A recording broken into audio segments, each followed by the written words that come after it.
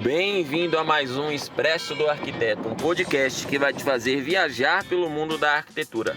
Eu sou Alex Fernandes e a convidada de hoje é a queridíssima Aline Zanoni. Então, chega mais! Pessoal, bem-vindos a mais um Expresso. Eu sou Alex Fernandes. A nossa convidada de hoje é a querida Aline Zanoni. Se você gostar da entrevista, não se esqueça de curtir, de compartilhar, de mandar para os seus amigos. Oi, Aline, tudo bem? Como é que você está? Oi, tudo certo? Obrigada pelo convite. Eu que agradeço.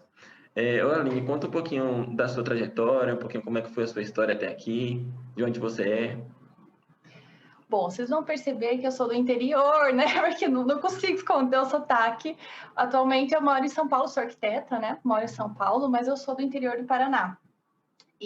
Mas eu já não moro lá há muito tempo. Fiz faculdade em Curitiba, morei 10 anos em Curitiba, que é no Paraná também, né?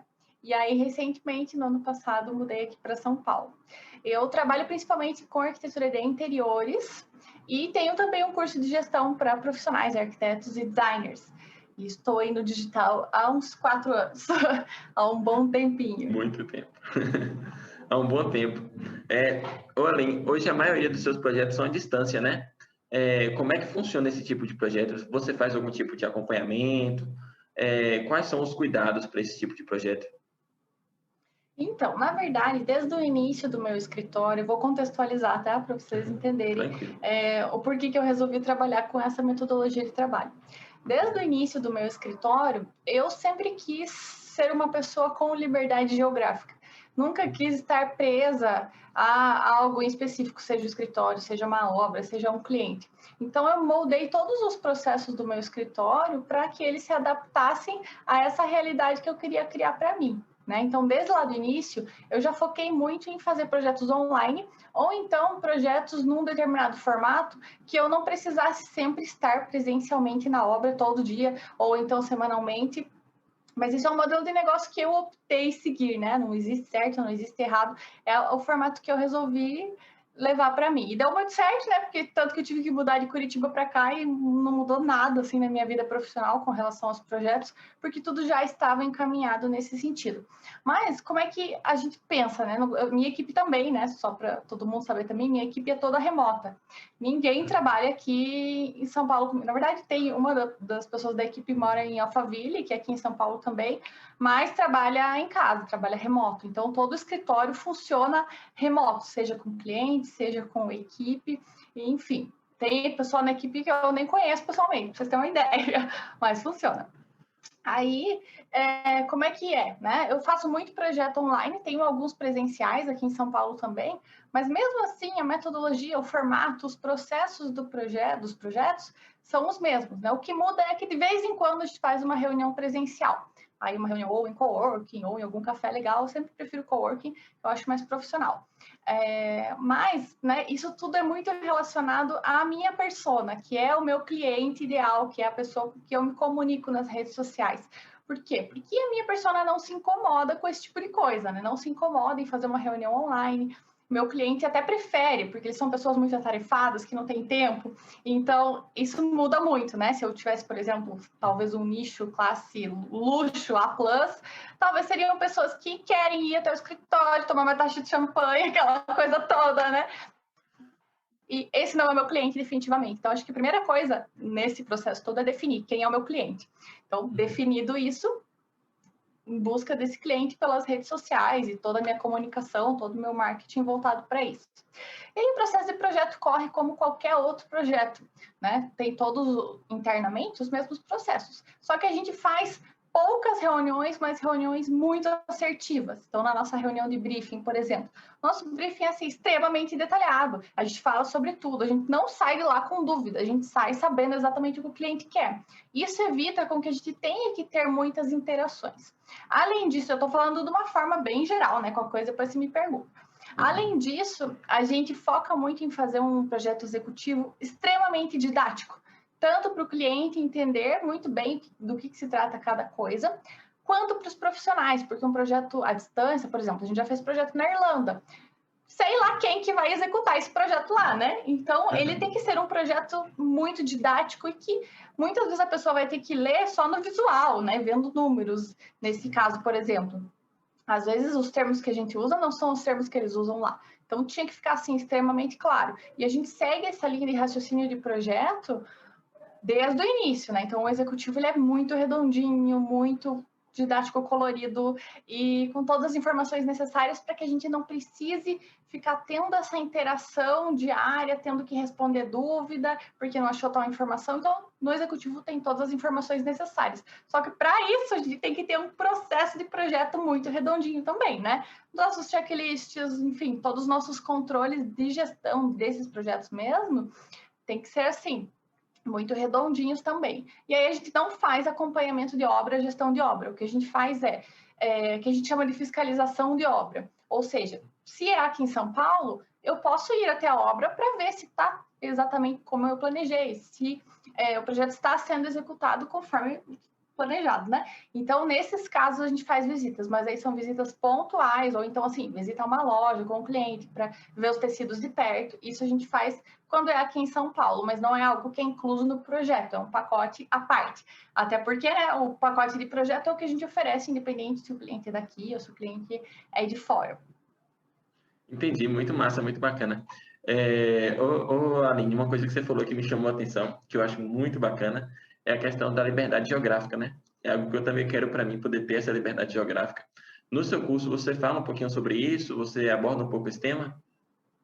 Sim? Sim, na verdade, assim, o que eu ensino no curso é você a montar uma gestão conforme você desejar, né? Eu sempre falo muito isso para os alunos, até no meu Instagram também, para o pessoal que me segue lá, que para mim não, que eu quero mostrar para todo mundo que ninguém precisa ser o que o outro é só porque, todo mundo diz que eu preciso ter um escritório físico para ser bem sucedido. Quem disse, né? Até ontem eu postei no meu Instagram um relato de um seguidor que me mandou que trabalha home office e estava lá faturando 30 mil por mês.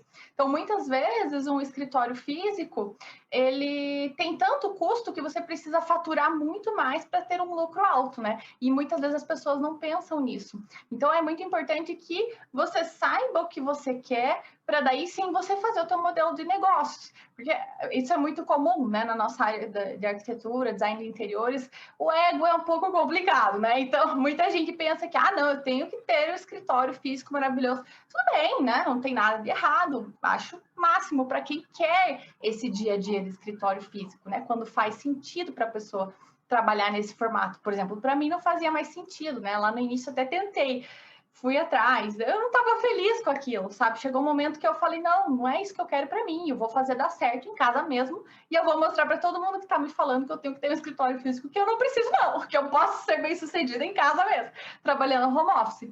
Então, e é isso que eu venho trabalhando desde então, né? E, assim, muitos alunos já me deram esse relato também, que, eu nunca tinha parado para pensar, que eu não precisava fazer o que todo mundo faz, que eu não precisava ter... Isso é com tudo, né? Não só com escritório físico, home office.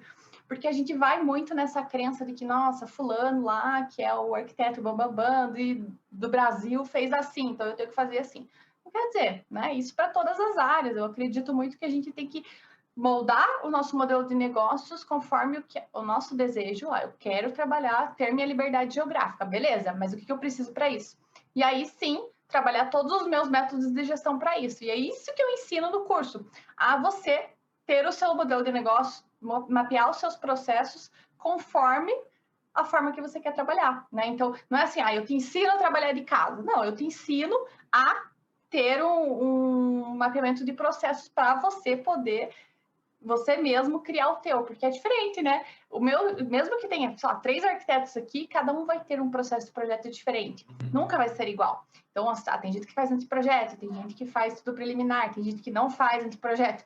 Então, só assim, pequenos detalhes, uma entrega aqui, entrega moodboard, outro não entrega, já é outro mapeamento de processo, outro fluxo de trabalho, né? Se tem equipe, se não tem, se tem estagiários, se tem arquitetos, isso tudo muda. Então, o que eu ensino é isso, eu ensino a fazer sozinho e chegar onde você quer, sabe? Que bacana, ótimo. Hoje, como é que funciona aí o seu processo criativo para a elaboração dos projetos? Com a equipe tão espalhada, né, cada um em sua casa, você fica mais com a parte criativa e eles ficam mais com a parte técnica? Como é que funciona isso aí? Tá, processo criativo é assim. Na verdade, o operacional do meu escritório tá todo com as meninas, que eu chamo que é só menina, né, que trabalha comigo, mas o operacional tá com as meninas. Como é que funciona nosso processo? Quando a gente inicia o projeto, eu mesma faço a reunião de briefing com o cliente, faço todo esse atendimento, e aí as meninas dão start no nosso processo mesmo, os controles de gestão e tudo mais. E aí, porque eu gosto de trabalhar assim, que é preferível que a mesma pessoa inicie o projeto e termine, mas nem sempre é possível. Então, a gente tem vários controles no escritório para que, se eu precisar que esse projeto passe por 5 pessoas, ele vai passar e não vai perder qualidade no final. Por mais que, lógico, a gente sempre prefere que uma pessoa inicie e termine, mas nem sempre é possível. Então, eu faço essa reunião de briefing e já passo todos os insights para as meninas. Elas vão iniciando a parte operacional de modelagem, de levantamento, tudo isso.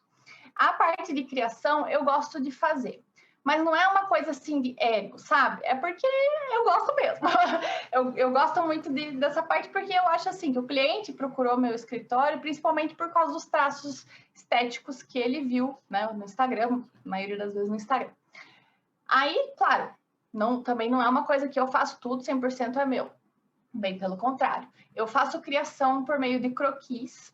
Eu vou lá nas antigas mesmo. E meus desenhos não são bonitos, não, gente. Para quem está pensando que é um croquis maravilhoso, não é, não. Só para deixar claro. Às vezes eu mostro no Instagram morrendo de vergonha, né? Mas é só para mostrar que você também não precisa ser um artista maravilhoso para conseguir passar a ideia. Então, eu faço no iPad, em cima das fotos dos ambientes, os croquis do que eu imaginei para aquele projeto, em cima das referências que o cliente passou e tudo.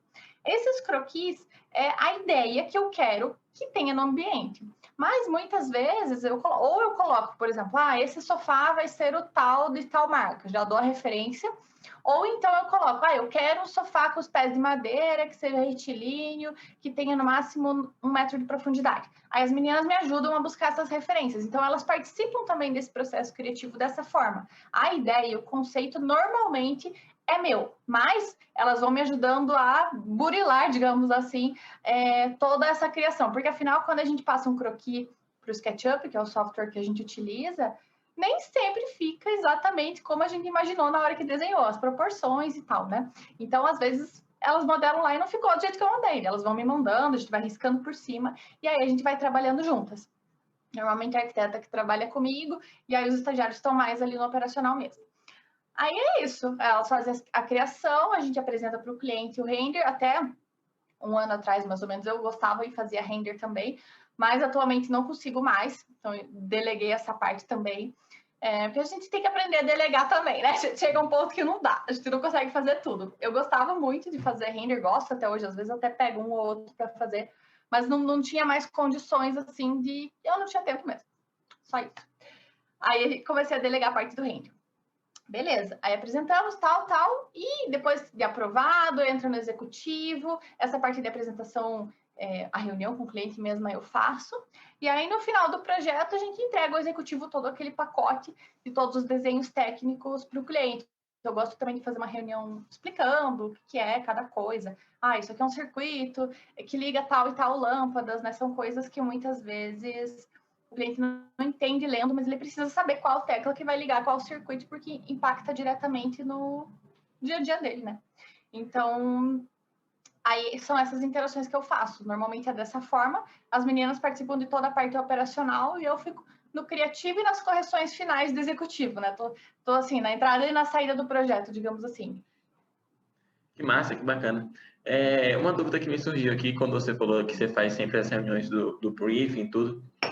Hoje você tem uma página muito grande, né, no Instagram. É comum aparecer muita gente querendo, às vezes, fazer um orçamento, uma coisa assim, mas no final das contas acaba que não dá em nada. Como é que você faz para poder... me fugiu a palavra aqui, mas... Filtrar as pessoas que realmente vão querer algum projeto de verdade ou quem só está ali para perguntar. Realmente recebo muitos pedidos, muitos mesmo, e assim, desde muito tempo atrás, desde que eu tinha, sei lá, 20 mil seguidores, já recebia muitos pedidos. E aí chegou um momento que ficou insustentável, assim, porque eu sempre fui da opinião que a gente tem que apresentar a proposta, que eu não posso mandar por e-mail um valor, porque lógico que aquele cliente jamais vai fechar um projeto comigo sem entender como é que funciona o meu processo de trabalho, enfim, né? Eu não estou dando valor para o meu trabalho, imagina se ele vai dar. Então, a gente não faz mais dessa forma. A gente aplicou vários filtros para ir, de fato, filtrando, né, esse povo que chega. E tem pessoas que a gente sabe que é só curioso, que só quer saber preço, né? Então, essa pessoa ela não vai sair com valor. Por quê? Porque hoje a gente cobra uma taxa de orçamento. Então, quando a pessoa quer, de fato, um orçamento exatamente para o projeto dela, ela paga essa taxa. Então, assim, é claro e evidente quem tem interesse e quem não tem. A gente passa também, por exemplo, a pessoa quer saber uma média de valores, né? Porque a gente precisa passar uma média, pelo menos. Então, se a pessoa entra em contato, mas eu não sei se eu posso arcar com esse projeto, então, antes de fazer uma reunião, pagar por essa reunião, eu queria saber uma média. Aí a gente fala, seu projeto, né, de acordo com as características que você nos passou, vai custar entre 15 e 20 mil, por exemplo. Aí a pessoa já sabe, né, se está dentro do que ela pretende. Se está, aí sim a gente vai para a reunião e faz o orçamento, a proposta exatamente para o projeto dela, e planilha, tudo. Por quê, né? Porque quando a gente faz uma proposta de projeto, com valores e tal, não gosto de chamar de orçamento porque é muito produto, né? É proposta de projeto, a gente está propondo para o cliente todo aquele desenvolvimento, todo o processo de trabalho, não é só um negocinho ali, olha aqui, tanto. Não é, a gente tem que valorizar o nosso projeto apresentando para ele, olha, vai funcionar assim, você precisa dessa planta aqui porque ela vai te ajudar nisso, nisso, naquilo. Se eu não falar, ele não vai saber, né? Ele vai pensar, meu Deus, para que tanto desenho, para que 150 páginas de projeto, não vou usar isso para nada. O cliente não sabe, né? Ele é leigo, então ele precisa que a gente explique. Então, além disso que ele não entende, nessa reunião a gente tem a oportunidade de mostrar para ele o quanto ele precisa da gente e não de qualquer profissional, né? Então, tem isso também. Então, a gente aplica vários filtros de orçamento e aí só chega no fim do filtro, que é a nossa reunião de proposta, quem está, assim, verdadeiramente interessado. Então, a nossa taxa de fechamento de proposta é muito alta, porque quem chega lá no fim é porque realmente gostou, né? Porque é um processo, querendo ou não, o cliente não faz assim e sai valor. Tem muito escritório que, infelizmente, acontece isso, né? O cliente, apartamento de 80 metros quadrados, vazio em tal bairro, o arquiteto fala tanto. Cara, ele quer que o cliente feche, o cliente não... A não ser que ele tenha tido uma ótima referência dificilmente. Ou se for muito barato, né? Mas eu não quero que o cliente feche comigo porque eu sou barata, né? Não sei vocês. Então, a gente passa por tudo isso. Aline, hoje você tem uma página no Insta super movimentada, né? Com muito conteúdo, toda hora tá postando coisa nova. É você que toma conta de tudo isso? Você tem uma equipe que te ajuda a planejar o que vai ser postado? Como é que funciona isso?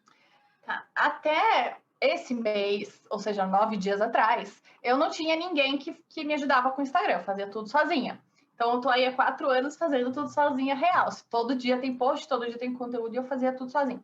Mas chegou um momento, assim como o Render, que estava insustentável. Assim, eu queria fazer conteúdos melhores, mas eu não tinha condições de ter esse tempo mesmo, de fazer um vídeo legal, de montar uma arte bacana. Eu mesma que fazia minhas artes, sabe? Então chegou um momento, e eu acho que eu demorei para chegar nesse ponto, deveria ter feito antes, que eu contratei uma designer. Então agora eu tenho uma designer que faz todos os meus posts, a arte, tudo, programa para mim lá. Então agora tá tudo redondinho, ela tá fazendo. Mas é esse mês, de 9 dias atrás que começou isso, tá? Então até então eu fazia sempre tudo sozinha. E claro, mas só eu que tenho a senha do meu Instagram, só eu que respondo as pessoas, só eu que respondo os directs. Então, né, às vezes, se você demora para responder, o povo que entenda, porque não consigo responder todo mundo, nem sempre é possível. Mas eu tento sempre ao máximo, assim, e muito aluno meu me chama pelo Instagram também, porque eu tenho close friends do curso, né? Então, um nosso tira-dúvidas é pelo close friends. Então, muitos alunos me chamam pelo direct do Instagram também. Então, tá sempre movimentado ali. E eu gosto de ter uma atenção especial para cada aluno, tal, aquela coisa toda. E aí fica sempre cheio. Mas só eu que cuido do meu Instagram, assim, no sentido de o que postar de conteúdo, o que eu quero colocar de conteúdo, né? A minha designer faz a parte gráfica, digamos assim, e deixa prontinho para mim. E stories, o resto, tudo eu que faço. Ela me ajuda com o design dos posts. Entendi, massa, bacana. Desde o começo você já sabia a importância do Instagram ou foi crescendo algo naturalmente, você foi fazendo? Ou você já tinha uma estratégia de que você precisava daquilo para conseguir um número maior de clientes e alcançar mais pessoas? Eu sempre soube que era importante, mas porque, não sei se foi sorte ou se eu estava muito bem posicionada, mas desde o início, assim, eu tinha já 2 meses de Instagram, já me veio um cliente pelo Instagram. Então, quando aconteceu isso, eu falei, nossa, né, preciso investir nesse negócio. E eu ainda não fiz como deveria ter feito, né? Sempre assim. Eu tenho 2 Instagrams, né? Eu tenho o meu profissional, que é o Aline Zanoni, e um de inspirações, que eu tinha já antes desse meu profissional, que é o Arquitetura Z. Ele é bem maior, tem mais de 500 mil seguidores, que é só de inspirações de projetos. E quando eu comecei, eu fui convidada pela Mara, do Dia Criativo, que é a mãe da Carol Cantelli, e pela Carol, né, para entrar no grupo Juntos Somos Mais, que é o grupo de Instagram de inspiração que a Carol criou junto com a Mara, mãe dela. Não, foi muito legal, assim. Logo no início, eu fui convidada para entrar nesse grupo. E aí, eu não podia entrar com o Instagram profissional, eu teria que ter um Instagram de inspirações. Aí eu criei o Instagram do zero, naquele momento que elas me convidaram, eu falei, eu preciso estar com essas mulheres aí, né? E elas são, assim, maravilhosas. Aí eu entrei no grupo, e aí, a partir daí, eu comecei a me dedicar muito mais para o meu outro Instagram, que é o Arquitetura Z. Então, eu passei ali 2 anos e meio, dedicando o meu tempo de Instagram, digamos assim, quase todo para o Arquitetura Z. Então, o meu Aline Zanoni, que eu tô me dedicando mais para ele, faz o que? 1 ano e meio? Um pouquinho mais, talvez. 1 ano e meio, 2 anos. Antes eu tava assim, postava de vez em quando, de vez em nunca aparecia nos stories, e lá no Arquitetura Z eu fazia 6 posts por dia, eu tava assim. Porque era uma época diferente, né? Não tinha tanto Instagram de inspiração como tem hoje. Hoje já tá ao contrário. Aí chegou um momento que eu disse, não, eu preciso investir no meu Instagram. E mesmo assim vinha cliente, viu? Eu não tava todo dia lá. E mesmo assim vinha cliente porque eu nunca peguei cliente pela Arquitetura Z. Eu sempre achei assim, maior sacanagem quem faz isso, porque quem chega lá são pessoas que viram os projetos né? E eu sempre deixo muito claro quem é o autor do projeto, quem, enfim, o autor, e lá na bio tá escrito, né, que é de inspirações e tal. Então, sempre alguém me procurava lá no Arquitetura Z, eu falava, olha, esse Instagram aqui é de inspirações, mas se você quiser conhecer meu trabalho, entra lá no Arquiteto Elinzanoni, que era na época, que você vai conhecer o meu trabalho mesmo, né? Aí as pessoas, às vezes, entravam lá no meu outro Instagram e me chamavam por lá. Aí acontecia a coisa. Mas, assim, a maioria das pessoas me achava por lá mesmo, porque eu não postava muitos projetos meus no Arquitetura Zen, era mais no outro. Então, aí, em dado momento, eu percebi que ia fazer algumas ações com marcas, assim, no Arquitetura Zen. Até faço, até hoje, de vez em quando. Tipo, sei lá, a Roca me contratou para mostrar o stand deles na Revestir. Aí eu mostrava lá. Então, essa blogueiragem. Mas eu gosto, acho legal. Aí, em determinado momento, eu falei, não, eu preciso dedicar mais tempo para o meu outro Instagram, né? Que era o meu profissional mesmo. O meu mais, que hoje é pessoal / profissional, que é o @linzanoni. Aí que eu comecei a investir mais tempo lá. Então, se fosse hoje, acho que eu teria investido lá desde o início, eu já seria muito maior do que eu sou hoje. Mas, né, tudo acontece por algum motivo. E agora o outro está abandonado, porque eu não tenho tempo para cuidar dos dois. Ai, ai. E esse grupo aí com a Carol Cantelli, o pessoal ainda existe até hoje? Vocês ainda conversam lá? Sim, tem o nosso grupo do WhatsApp, a gente divide, assim, de indicações, então um indica o outro nos posts e tal, ainda tem até hoje. Claro que não é a mesma frequência, porque todo mundo cresceu, né? Até tinha muita gente que estava na faculdade ainda e se formou, começou a trabalhar. Então, as coisas mudam profissionalmente também, então a gente não consegue mais dedicar tanto, porque no início todo mundo lá fazia 6 posts por dia, gente. Fazer 6 posts por dia não é qualquer coisa. Mas a Carol deu um super incentivo pra gente, desde o início. Ela sempre falou, né, que a gente tinha que investir muito no Instagram e tal, desde aquilo que vocês conhecem, tudo que ela sempre fala no Insta dela, e é muito real, assim, desde o início ela sempre incentivou muito todo mundo, né, e eu tenho certeza, assim, que grande parte dos passos que eu dei, principalmente lá no início, foi incentivo da Carol, da Mara, do pessoal do grupo também, né, porque eram pessoas que estavam ali diariamente, não, vamos fazer isso, vamos fazer aquilo, e dá uma injeção de ânimo, né? Querendo ou não, são pessoas que estão ali te incentivando. E ter pessoas do teu lado que estão na mesma página que você, que estão buscando as mesmas coisas, também faz total diferença, né? E a gente é amigo até hoje, tipo, tava semana passada com o pessoal do grupo ali, o Edu Múzio, o Felipe Dariva, a Gabi, a Tamires, enfim, todo o Edu Wizard que veio depois, mas ainda assim, todo mundo amigo. Agora a gente tem outros projetos juntos, profissionais também, então é muito legal, assim, foi uma forma de networking muito boa e que hoje a gente trouxe para amizade. Que massa, que bacana. Aline, com relação ao curso, Como é que tem sido fazer esse curso? Há quanto tempo que existe o curso? E hoje você faz tudo sozinha? Você já tem uma empresa que é parceira, que ajuda a montar a programação do curso? Como é que é? Não, faço tudo sozinha. Eu e meu marido me ajudam com algumas coisas, né? Ele não trabalha comigo, mas ele me apoia, assim. Ah, e na parte de vídeo, edição de vídeo, alguma coisa de suporte, ele me ajuda também. Mas ele trabalha com outra coisa, nada a ver com isso. Mas é assim, eu mesma e ele, e a designer que ajuda também na parte gráfica, que é posts e anúncios, essas coisas. O 50 Passos nasceu em 2020, em abril, mais ou menos. Abril, maio, foi a primeira turma, não tem nenhum ano ainda. E foi assim, uma loucura no início. E não foi por causa da pandemia, muita gente pensa, mas não foi. Foi assim, eu dava um curso presencial lá em Curitiba, quando eu morava lá, sobre gestão. Dava esse curso em uma escola de cursos, né? Não era um curso meu. Eu dava esse curso na escola de cursos, tipo, eu era paga para ser professora lá, né? Eu não era, enfim. Aí, beleza, me mudei para cá, não parei de dar esse curso presencial. Mas eu sempre mostrava no Instagram um pouquinho do meu dia a dia, como é que eu fazia a gestão do meu escritório, mostro até hoje, né?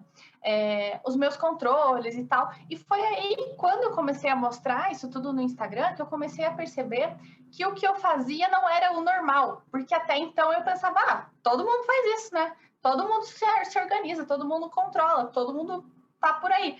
E na verdade, não. Então eu comecei a receber esse retorno dos meus seguidores e pedir, nossa, ensina isso, ensina aquilo, eu preciso saber disso, como que você faz, não sei o quê.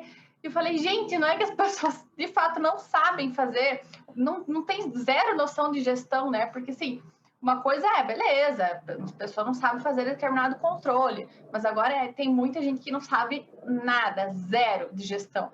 E aí eu comecei a perceber isso e os seguidores começaram a me pedir, sabe? Faz um curso ensinando o teu método. Daí eu falei, tá bom, então vamos ver o que vai dar, né? No começo fiquei com medo, falei, ai gente, será que alguém vai comprar esse negócio? Sei não. Porque, né, sei lá, no começo a gente sempre fica na dúvida. E aí eu lancei a ideia do curso, assim, foi em fevereiro, falei sobre, aí o pessoal ficou animadíssimo, e eu comecei a montar, de fato, os módulos, o que ia ter, tudo mais, e aí lancei em abril ali, e a turma começou no início de maio. Aí foi a primeira turma a gente fez só pelo Close Friends, não tinha conteúdo gravado, né? Foi o conteúdo dado mesmo pelo Close Friends, todos os dias, tinha um cronograma certinho, daí era aula, tira dúvidas, e aí foi assim um sucesso, a galera amou, começou a indicar, e aí começou a aparecer muita gente interessada em comprar a próxima turma, e eu falei, gente, eu nem ia ter próxima turma, né? Aí abri uma segunda turma. Aí quando eu abri essa segunda turma, eu já coloquei no Hotmart, já programei para fazer gravação. Aliás, não, a segunda turma ainda não. A terceira turma, que foi em julho, que aí eu falei, não, agora eu vou fazer gravadinho, tudo 100%, mais profissional, né? E porque o Close Friends tem determinadas limitações, né? A gente não consegue fazer um conteúdo muito fluido. Eu sou bem objetiva, né? Por mais que eu não estou sendo aqui hoje, mas normalmente eu sou bem objetiva. É papum, o conteúdo é esse, eu não fico de enrolação. Então, as minhas aulas são super conteúdo, sem ficar historinha, sabe? Porque eu não gosto. E eu odeio quando compro cursos que você assistiu 2 horas de aula e no fim você aproveitou 10 minutos, né? Isso sempre me irritou muito. É horrível, isso é péssimo. Não, tenho que fazer. Não, falei, só para dizer que tem mais horas no curso, né? Eu falei, não, vamos fazer um negócio objetivo, que nem que a pessoa tenha que assistir 3 vezes, mas aí quem pega de primeira, pegou.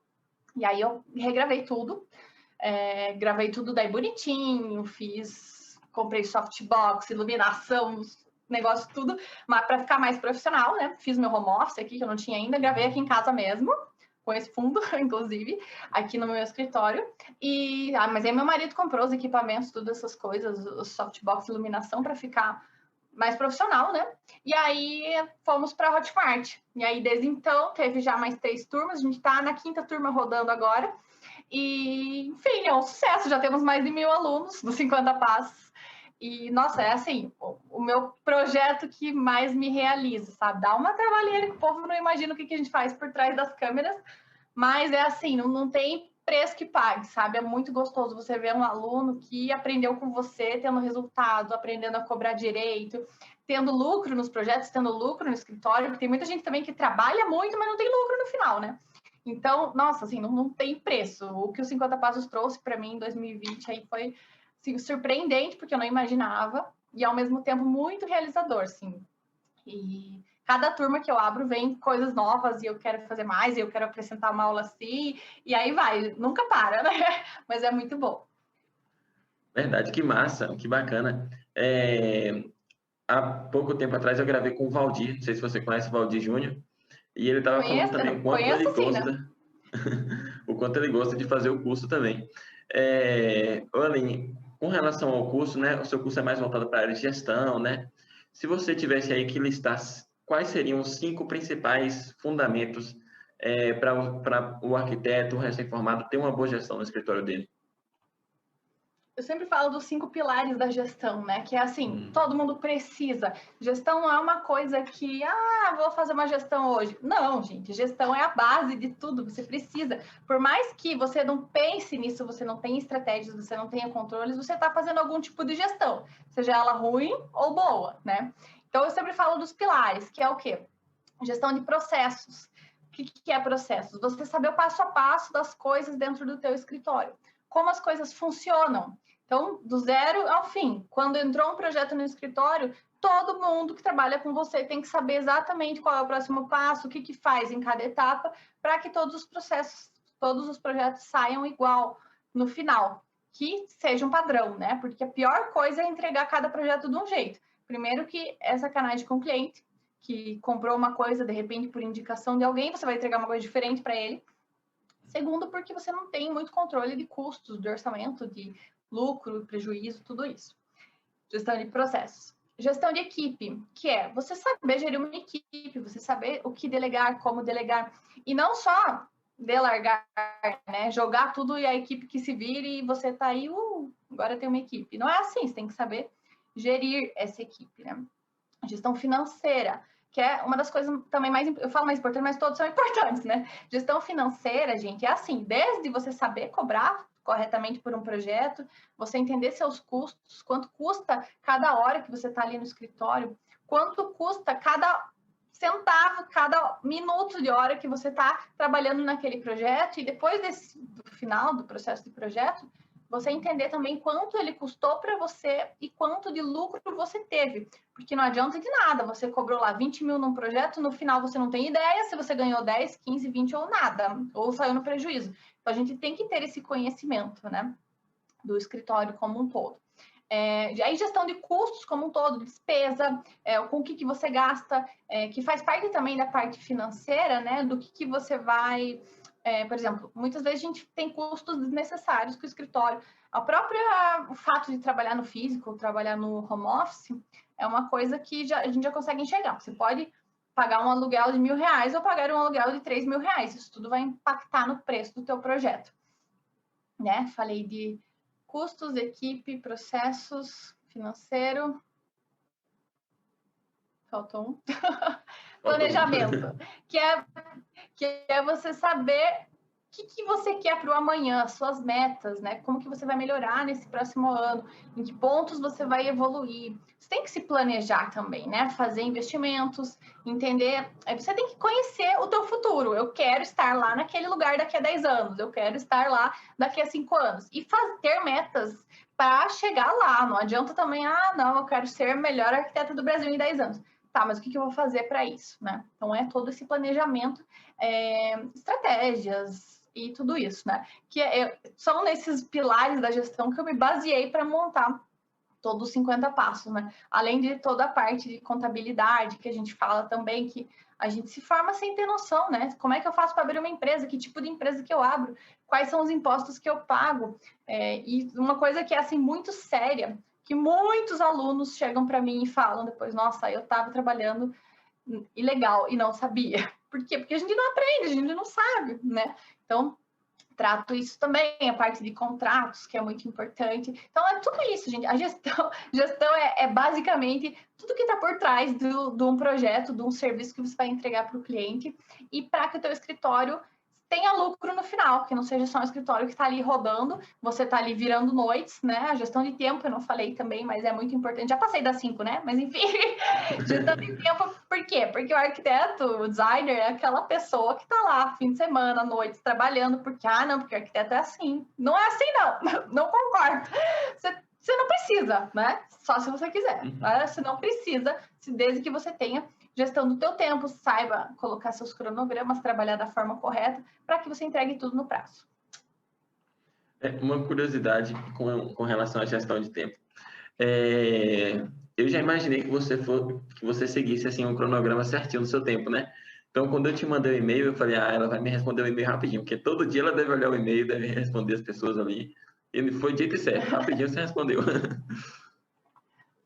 Meu e-mail tá 100% do tempo aberto aqui, mas eu não fico também toda hora abrindo ele. Quando eu vejo que bateu uma coisa ali, se eu tenho tempo, eu vou e respondo.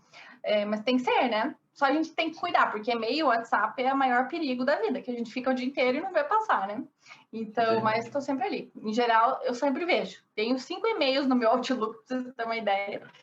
E eu tô sempre vendo todos ali. Que é assim, aqueles e-mails lá que tem o e-mail que é para receber spam, tem o e-mail aqui, né? Quem separa assim é esperto, porque aí você não perde tempo vendo os spams em momentos que você não precisa. Mas e-mail profissional é muito importante estar sempre atento ali. Que massa, que bacana. Aline, eu já vi você falar aí há um tempo atrás no seu Instagram sobre ser autônomo, ser empresário. Quando que é a hora certa de fazer essa transição de autônomo para empresário? E é necessário fazer essa transição ou a pessoa consegue ser bem-sucedida financeiramente só sendo autônoma? Assim, uma empresa não é tão caro como todo mundo pensa. Você não precisa de início ter uma empresa que vai te dar muitos custos. Então, você pode ali, pagar uma coisa ou outra anual, que é um certificado digital, e a mensalidade da contabilidade. Mas você pode também ter uma contabilidade online, que vai ser R$ 90 por mês. Não é uma coisa absurda como as pessoas pensam que é. O que acontece que as pessoas têm medo de abrir um CNPJ é porque normalmente quem não tem o CNPJ e tem muitos projetos, por exemplo, na nossa área, está trabalhando na informalidade, não está gerando nota fiscal para cliente, está ali recebendo na pessoa física e é isso, sabe? Não paga imposto. Aí realmente vai ser mais caro abrir um CNPJ, porque você vai ter que fazer uma nota fiscal, pagar seus impostos, né? Então, normalmente o projeto vai lá em cima, porque vai aumentar ali 30% o valor do projeto se você for considerar todas as taxas, impostos, INSS, tudo isso. Então, não é que é mais caro, sabe? Eu acho que se você trabalha, eu acho não, tenho certeza, se você trabalha legalmente, mesmo como autônomo, logo quando você começa a ter vários projetos, já vale a pena abrir empresa. Porque se você for fazer, por exemplo, uma RPA, se você fizer um trabalho para uma empresa, um CNPJ, eles vão precisar fazer para você uma RPA, que é o recibo de pagamento do autônomo. Esse documento, você já paga ali 30% de imposto só assim, em cima da nota fiscal. Então, se você for fazer na legalidade, sai caro ser autônomo.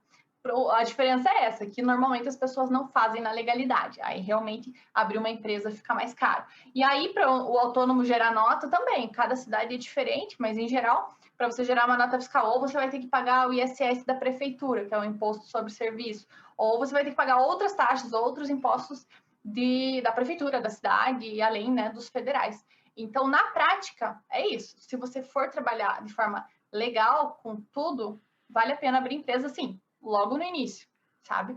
E assim, faturamento, digamos assim, porque você pode trabalhar com carnê-leão, que é até 1.900 e pouquinho por mês, que é aquele limite do imposto de renda, né? Se você ficar abaixo desse valor, você não precisa necessariamente fazer a nota, né? Colocar para você pagar os impostos no imposto de renda e no carnê-leão. Agora, se você passar desse R$ 1.900 por mês de faturamento, aí você já precisa colocar, e já não valeu a pena, sabe? Então, assim, eu diria que mais ou menos essa faixa aí, R$ 1.900 por mês é o limite.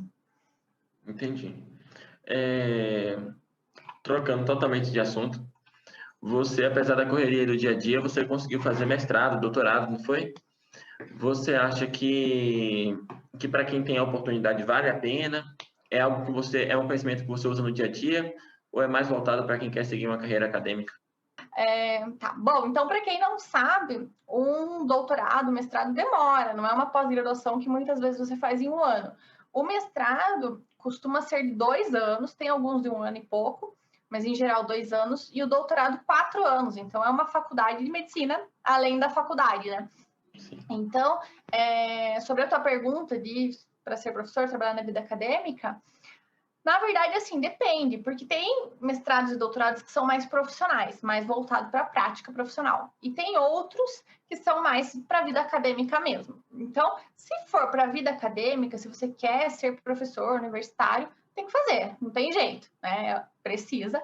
E se você não quer ser professor universitário, você ainda pode utilizar como título mesmo, para concurso, para licitação, alguma coisa do tipo. Mas o que eu falo que muitas pessoas não consideram, né, é o que a gente cresce intelectualmente por estar num ambiente como esse, né? Porque vocês podem imaginar que numa sala de doutorado, os doutorandos que estão ali são pessoas extremamente cultas, que estão estudando muito, lendo muito. Tem muita gente que não trabalha, só faz o doutorado, tá ali estudando o dia inteiro. Tem bolsa, inclusive, para fazer pesquisa, né? Então, são pessoas extremamente cultas e, assim, eu aprendo demais com os meus colegas, com os meus professores, com a minha vivência de tese, mesmo agora eu estou fazendo a minha tese, mas, assim, só de coisas que eu preciso estudar para conseguir embasar a minha tese, vai muito além, sabe? Então, eu acho que a gente cresce muito intelectualmente e, no meu caso, eu não quero ser professora universitária, pelo menos não agora, né? Talvez um dia, nunca direi nunca, mas no momento não é minha intenção. Mas para mim serve muito mais por esse lado intelectual, sabe? Não, até não por título, nada disso, assim, mas por o crescimento que eu tenho intelectualmente, por tudo que eu estudo para chegar lá, sabe? Para conseguir. Porque para eu fazer uma constatação na minha tese, muitas vezes eu li 3, 4 livros para escrever um parágrafo, sabe? Então é algo que, intelectualmente falando, é muito válido, mas realmente toma muito tempo. Então a pessoa tem que começar já entendendo até a que ponto que ela quer chegar, né? Eu acho que é isso. Assim, quando eu comecei o mestrado lá, só para contextualizar, eu nunca pensei em fazer mestrado nem doutorado na faculdade, tanto que eu nem fiz iniciação científica, normalmente o pessoal faz, né? Não fiz. Mas quando eu me formei, eu ganhei uma bolsa que eu estudei na PUC, que é o Marcelino Champagnat. O Marcelino Champagnat é um prêmio que a pessoa que teve o melhor desempenho acadêmico das turmas daquele ano ganha essa bolsa de mestrado ou pós-graduação. Aí eu falei, já que estamos aí, já que eu ganhei, vamos fazer esse mestrado. Só que eu não sabia direito, né? Tanto que eu trabalhava num escritório, tipo, fui fazendo. Aí, quando eu estava terminando o mestrado, eu descobri que a minha bolsa poderia emendar para o doutorado. Eu falei, meu, agora vou ter que fazer. Só que tinha que passar no processo seletivo, tudo. E o processo seletivo era bem na semana que eu estava apresentando minha dissertação, né, para a banca. Eu falei, cara, eu vou fazer assim para desencargo de consciência, né? Se eu passar, era para ser. Porque eu não estudei, não fiz nada diferente, assim, só fui para a prova. E aí passei. E eu falei, meu Deus, agora eu vou ter que fazer. Daí eu fui fazendo. Aí chegou um momento que eu falei, não, de fato eu não quero trabalhar com a vida acadêmica, não é para mim.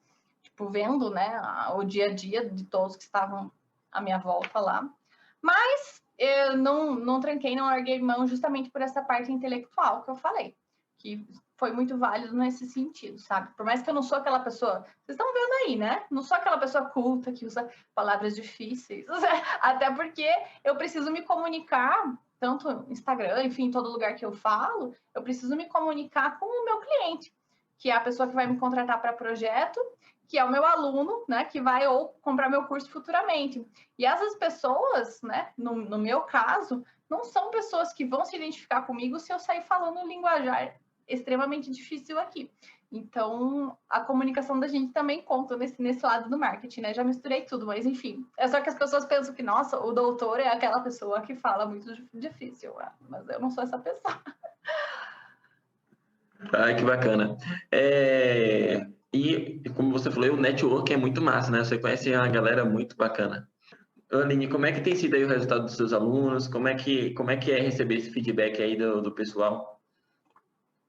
E, como eu falei antes, não tem coisa mais gratificante do que ver um aluno chegando para você e falando que teve resultado, né? Uma aluna que me marcou muito, assim, que eu gosto de contar, foi uma aluna da minha turma 2, eu acho, que chegou para mim e falou, nossa, eu preciso te contar isso.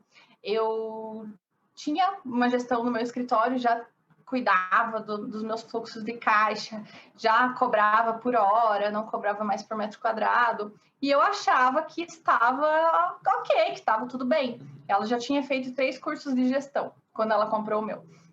Aí ela falou, mas quando eu comecei a aplicar tudo que você ensina nos 50 passos, eu percebi que eu estava trabalhando no prejuízo há anos e não sabia. Porque, para quem não sabe, né, o prejuízo é quando o escritório tem prejuízo, não quer dizer que você está sem dinheiro no bolso, né? Mas o teu escritório não está tendo lucro. Você está trabalhando horas atrás de horas e só para rodar o escritório, você não está ganhando dinheiro de fato. E aí ela falou que depois disso, ela começou a cobrar corretamente pelos projetos dela e ela estava conseguindo fechar projetos cobrando 3 vezes mais. Aí ela falou para mim, o primeiro projeto que eu fechei, eu paguei 3 vezes o curso.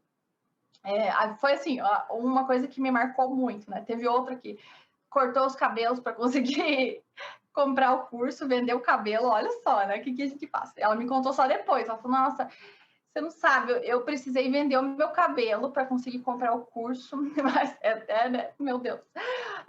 E depois que eu apliquei todo o método, agora eu tenho muito Nunca cliente, mais vou cortar. não tenho mais espaço na minha agenda, estou contratando muita gente.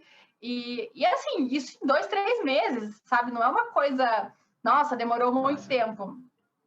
A E isso galera é muito muitas vezes não gratificante. sabe como cobrar, né? É o pior dos problemas. E muita gente, porque eu falo muito que não é para cobrar por metro quadrado, né? Porque assim, não é justo com o cliente e tal, nem vamos entrar nesse mérito aqui. Mas a pessoa às vezes cobra por hora, mas não sabe cobrar por hora. Copia a hora do colega. E, tipo, cada hora, minha hora é completamente diferente da tua, né? De todo mundo, é muito diferente.